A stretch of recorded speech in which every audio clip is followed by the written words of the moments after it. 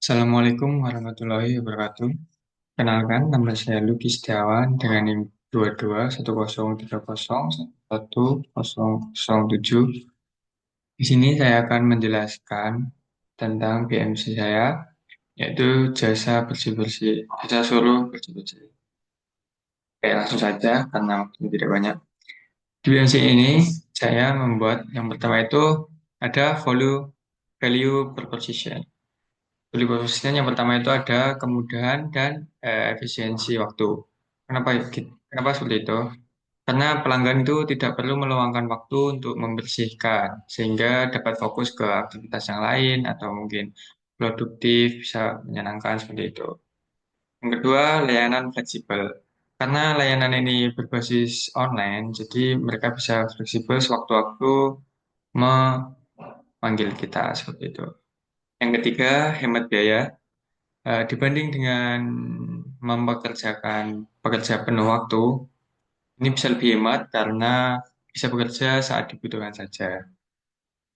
Yang kedua ada customer segment. Customer segment yang pertama yaitu keluarga sibuk. Keluarga sibuk itu seperti pasangan yang dengan anak, biasanya bekerja semua, seperti itu dan tidak ada waktu untuk bersih-bersih rumah, itu bisa memanggil kita untuk membersihkan. Yang kedua ada pemilik kos atau kontrakan. Pastinya pemilik kos atau kontrakan itu nggak akan membersihkan kos atau kontrakannya sendiri biasanya kalau banyak bisa menyewa kita untuk membersihkannya. Yang ketiga ada mahasiswa penyewa kos atau kontrakan seperti saya. Jujur kalau membersihkan kamar mandi seperti itu kadang-kadang agak malas jadi bisa mungkin menyewa jasa suruh bersih ini. Yang ketiga ada channels. Untuk channelsnya, yang pertama itu ada media sosial atau mungkin bisa Instagram, Facebook, atau TikTok untuk promosi. Yang kedua ada brosur, dibagikan seperti pamflet, seperti itu, di area-area perumahan atau area-area apartemen, seperti itu. Yang selanjutnya ada kemitraan dengan pemilik kos atau kontrakan seperti yang di customer segment. Lalu yang selanjutnya ada customer relationship. Di customer relationship, kita ada loyalty program, kayak seperti memberikan diskon atau bonus untuk pelanggan setia, misalnya setelah menggunakan layanan tertentu dalam jumlah tertentu, kita bisa memberikan diskon. Yang kedua ada referral program. Untuk referral program itu memberikan insentif atau diskon saja kepada pelanggan yang berhasil mengajak teman atau mungkin keluarganya untuk menggunakan layanan kami. Seperti itu. Yang selanjutnya ada revenue system, revenue stream. Untuk revenue stream, yang pertama itu ada layanan tambahan. Misal kita menjual layanan tambahan di luar pembersihan standar untuk meningkatkan pendapatan, seperti membersihkan karpet atau memberikan sofa, itu kan nanti ada charge-nya tersendiri. Lalu yang kedua, ada penjualan produk kebersihan. Kita bisa mungkin menawarkan produk yang kita bawa seperti misalnya alat pembersih lantai atau alat pembersih kamar mandi, kita bisa menawarkan ke eh, pelanggannya ini. Yang ketiga ada event cleaning.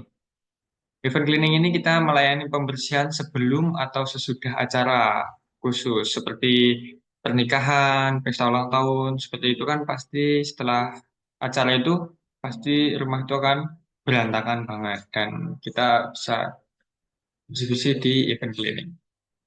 Lalu yang selanjutnya ada key activities. Activitiesnya yang pertama itu ada pengelolaan operasional, penjadwalan layanan, manajemen logistik, seperti itu. Penyelesaian keluhan masalah ada menangani keluhan pelanggan secara cepat untuk menjaga kepuasannya. Yang kedua ada pemasaran dan branding. Ini kan membuat konten di media sosial atau membuat brosur atau mungkin pengelolaan wah, referral program itu kan juga perlu biaya. Yang ketiga ada pengembangan layanan baru, seperti mengidentifikasi kebutuhan baru pelanggan. Misalnya bisa deep cleaning atau mungkin bisa mengantar anak ke sekolah dan sebagainya. Itu layanan barunya sebenarnya banyak sekali change-nya. Lalu yang selanjutnya ada key resources. Yang pertama itu ada pastinya peralatan kebersihan, itu penting banget seperti alat pel, sapu, kain lap, sikat, ember, dan peralatan lainnya. Yang kedua, bahan kebersihannya, seperti pembersih lantai, pembersih kamar mandi, terus pembersih cairan pembersih semua lah yang dibutuhkan untuk eh, bersih-bersih itu. Yang ketiga ada tenaga kerja. Tenaga kerja ini sangat dibutuhkan karena tidak mungkin kalau bisnis ini sudah berjalan, saya melakukannya sendiri, sepertinya akan sedikit berat ya. Lalu yang selanjutnya ada key partner. Partner sendiri bisa, yang pertama ada event organizer atau IO.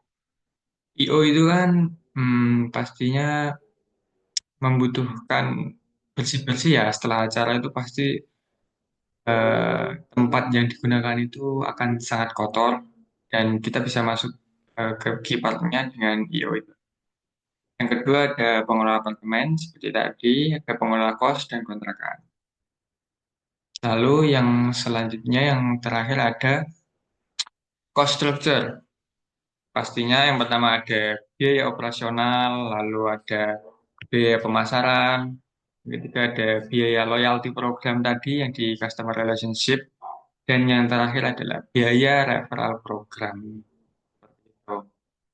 Mungkin itu yang bisa saya sampaikan dari POC saya. Kurang lebihnya mohon maaf. Assalamualaikum warahmatullahi wabarakatuh.